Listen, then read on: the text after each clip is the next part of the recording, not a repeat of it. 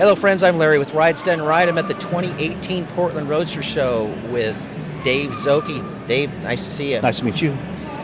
You have a gorgeous car and has an interesting story with how you came about getting it. First, let's talk about what is the year and model of it, and then let's talk about how you got that car. Got it. Well, it's a 1950 Mercury business coupe. It was actually built by my uncle in the early 70s, mid 70s, 75. He debuted it at the Oakland Roadster Show in 1976 in the condition it is now, basically. He sold it in the 80s. It kind of went around the States for a little bit. It kind of saw a little tour.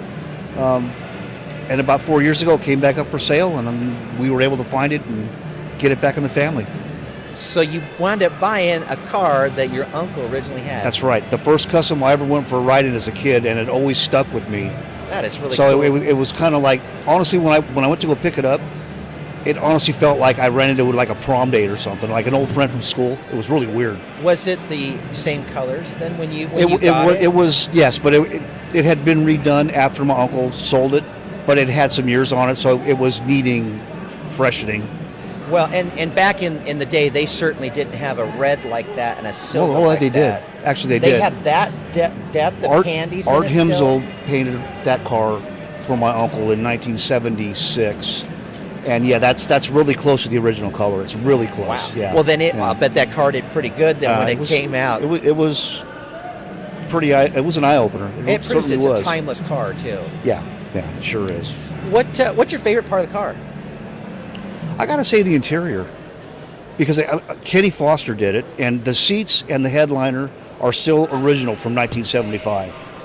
We had to redo the console and the door panels only because of wear areas in the carpet, but everything else is what Kenny did back in the day, and it's just, he was so far ahead of his time.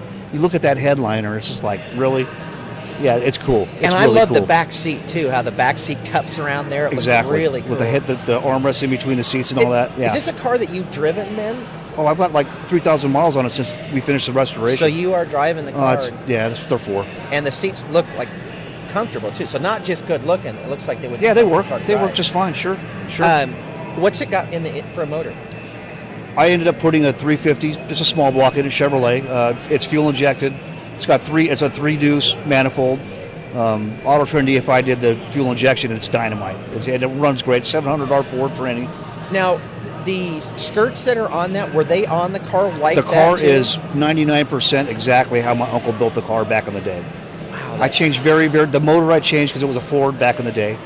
And the door panels, we did a little something different. But other than that, it's really, really close to what he did. How long have you been showing it now since it's been redone? 2016, I debuted it back. I brought it back out for its 40-year anniversary, which is kind of cool. It's really nice. And this is the first show I've been to since 2016. That's a big deal like this. I mean, I've just been driving it. Drive-in shows, cars and coffee, that kind of thing. That's amazing. Yeah, that's amazing cool. that you're driving a car like that goes right out in the front line, and it's that caliber of car. I take it to the grocery store every now and then just for the heck of it, just because it's a nice day and I can drive it. Oh, man, I'm not afraid to drive that thing. That's what they're for. That's fun. Well, it's a great car. Thank you for taking the time. You got it. Bet. We'll see you guys next time.